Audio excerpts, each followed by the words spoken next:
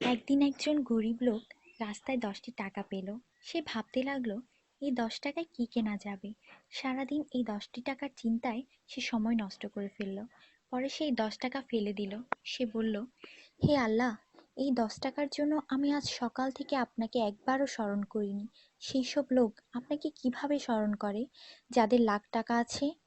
আল্লাহ সুদ হারাম করে দিয়েছেন, আমরা ব্যাংক বানিয়েছি। আল্লাহ জীবনকে সীমিত করেছেন, আমরা ঘড়ি বানিয়েছি। আল্লাহ পর্দার হুকুম দিয়েছেন, আমরা টিভি, ডিভিডি, ডিশ দিয়ে বেহায়ামি সর্বসাধারণের জন্য করে দিয়েছি। আল্লাহ বলেন, কোরআনে তোমাদের সফলতা, আমরা অক্সফোর্ডের বইকে সফলতা বানিয়ে নিয়েছি। আল্লাহ মিথ্যা বলা নিষেধ করেছেন, আর আমরা এপ্রিল ফুল পালন করা শুরু করে দিয়েছি। আল্লাহ বৃদ্ধ বয়সে মা বাবার সেবা করতে বলেছেন, আমরা বৃদ্ধাশ্রম বানিয়ে ফেলেছি। আজ মুসলমান এই জন্য দুশ্চিন্তায় যে যাকে খুশি করার তাকেই তো রাগিয়ে ফেলেছি।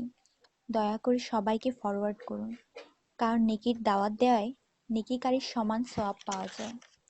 একটু ভাবুন, আজান যখন হয় তখন টিভির ভলিউম কমানো হয়, কিন্তু নজর টিভিতেই থাকে। আর মনে মনে বলি, আজান যাতে তাড়াতাড়ি শেষ হয়। এটাই কি আজানের মর্ম? আপনি নিজে আপনার মনকে প্রশ্ন করুন। আজানের জবাব দেওয়ার চেষ্টা করুন, যাতে মৃত্যুর পর কালিমা তাইয়্যিবা আমাদের নসিব হয়।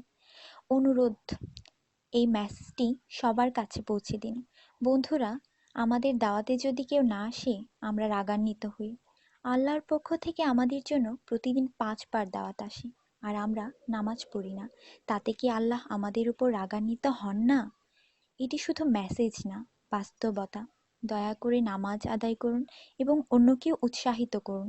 যিনি এই মেসেজ পড়েন তাদের উপর আল্লাহ আরও রহমত দিন, এবং যিনি এই মেসেজ ফরওয়ার্ড করেন তার ভালো ইচ্ছা আল্লাহ পূরণ করুন এবং হিদায়াত করুন।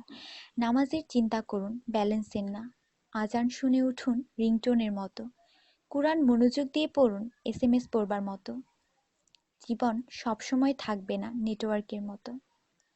নামাজ ত্যাগ করা মানে আল্লাহকে রাগান্বিত করা। ফজর 6 মিনিট, জোহর 15 মিনিট, আসর 8 মিনিট, মাগরিব 10 মিনিট, এশা 18 মিনিট, মোট 57 মিনিট। 80% লোক এই মেসেজ ফরওয়ার্ড করে না। দয়া করে আপনি করুন। আল্লাহ সবার মঙ্গল করুন। আমিন।